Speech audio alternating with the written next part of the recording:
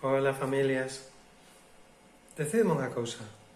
Algún dos vosos canciños toca moito a guitarra? Ou lambe moitas patiñas de diante? Ou fai dunha maneira exagerada a croqueta? Ou se mete por debaixo das plantas? Algún dos vosos canciños ten problema cos picores? Entón, este vídeo creo que vos interesa. Hoxe imos falar da atopia. Se para vos os animaliños son tan importantes que sentides que forman parte da vosa familia, esta é a vosa canal en YouTube, Veterinario de Familia. Vide a pasar un ratiño en familia con Guillermo Campos.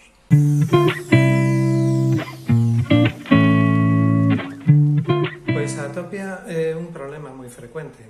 Cerca do 15% que está calculándose que é o porcentaxe de cans que son atópicos. E son cans que ao mesmo tempo teñen unha alerxia e ao mesmo tempo a capiña de grasa e outras sustancias, cera e, bueno, máis cousas, que ten que facer unha película protectora na súa pel, pois non está perfecta.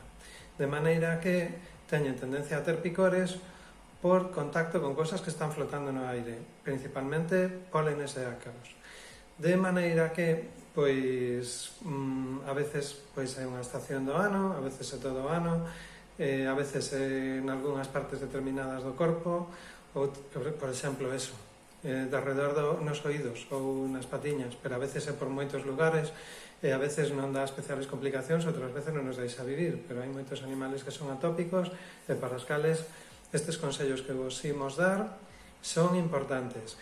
Cousas que temos que recordar sempre se temos un atópico. Primeira, a mellor cousa que podemos facer por eles é bañalos con frecuencia. Buena decisión. Especialmente utilizando champús terapéuticos. Hai champús, ademais, que axudan a mellorar o estado da barreira cutánea, que axudan a aliviar o picor ou que son desinfectantes, porque os cans atópicos, ao ter así a barreira cutánea mal, teñen facilidade para ter complicacións, para que aparecen aí infeccións e para que aparezan lesións tamén por un tipo de levaduras que se chaman malasecias. ¿Cómo has dicho? Malasecias. Ah, vale. Entón, pois, bueno, darlle ese repaso antiséptico pois axuda a previr que chegue a haber este tipo de complicacións. O veterinario temos que decir cal é a frecuencia ideal dos baños, pero cando as cousas están con moito picor, pois deben ser cada 3 días. É unha cousa rutinaria, pois ao mellor é cada 7-10 días. Segunda cousa que nos temos que acordar: control estricto das pulgas. Non pode haber unha pulga nun animal con tendencia a ter picores. E ao mellor temos que utilizar varias medidas de control de pulgas simultáneas. É unha cousa super importante. Cuidado. Non vale solo contratar super ben o can que ten pulgas. Se temos outros animaliños que poidan ter pulgas, hai que controlar as pulgas ao 100% en todos os que estén cercanos. Outra cosa que nos pode axudar, darlle suplementos de ácidos grasos esenciales. Axuda a modular a inflamación e o picor, e aunque tardan en facer efecto, ao mellor estamos dando hasta que pasa un mes non notamos nada e non temos todo o efecto que podemos ter hasta 3 meses, pero poden tamén axudar a que a pel este mellor, canto mellor teñamos a pel, menos problemas imos ter. Tú ponte la piel del perro. E tamén van disminuir a cantidade de antibióticos de medicacións que podemos necesitar para ter o canciño ben controlado.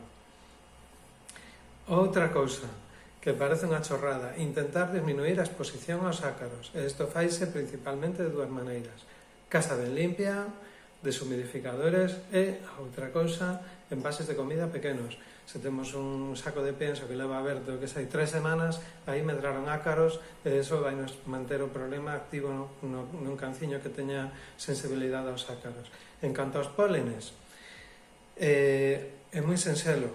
Quero dicir que, bueno, non podemos evitar realmente a exposición. No, no, no. Pero podemos disminuíla evitando que fagamos os paseos nas horas de máxima polinización. E cando hai máis polen no aire? Pois a primeira hora da mañán e a última hora da tarde. Pois xa sei que cando moitísimos dos canciños fan os seus paseos, pero hai que intentar anticiparse un pouco, retrasarse un pouco, bueno, ver se podemos mellorar por aí.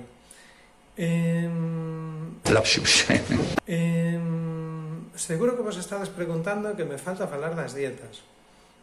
Bueno, a veces hai un componente alimentario, pero é nada máis que nun 10-15% dos casos. Entón, as dietas nunca están mal. Por exemplo, van garantir que teñamos a cantidade de ácidos graxos insaturados que necesita, pero en moitos casos non necesitamos dar unha dieta especial. É mellor que invirtamos pois en champús, dedicarlle outro tipo de cuidados. E hai outro recurso que temos a man, que son os medicamentos. Estos sempre pautados polo veterinario. Hai moitos tipos de medicamentos que nos poden axudar a ter controlados os atópicos, pero canto menos dependamos deles é que o estamos facendo mellor. E a veces temos tamén que controlar as complicacións. Quero decir que se un atópico non se controla coa rutina que lle vimos facendo sempre, porque normalmente se temos un atópico temos un problema para toda a vida, pois frecuentemente porque hai algún tipo de complicación, e iso hai no que levar ao veterinario. En realidade, se temos recordar que é unha enfermedade que ten unha propensión familiar, de feito é típica de determinadas razas. Se temos un atópico, convén que nos levemos especialmente ben con o noso veterinario. Lo ha dicho, lo ha dicho. Porque conseguir que teña unha boa calidade de vida, este ben controlado, é un traballo en equipo. E aí nos ides topar para axudarvos a que estes bichiños que teñen este problemiña, ou problemón a veces, estén perfectamente felices. Bueno, se vos gustou o tema, darlle un like. E se tedes un animal atópico, eu casi vos digo que gardedes este vídeo, porque estas instruccións de verdade que vos van a dar a vida. Se vos gustan estes temas, pois podedes suscribirvos. E se vos ocurren outros temas que credes que faltan na nosa canle, pois propoñérnoslos. Se tedes dúbidas, preguntar. Recordar que o que queremos é ser unha gran familia, darnos moitos biquiños como este que vos vou a dar para despedirvos. Biquiños e lametóns, por suposto. Chao.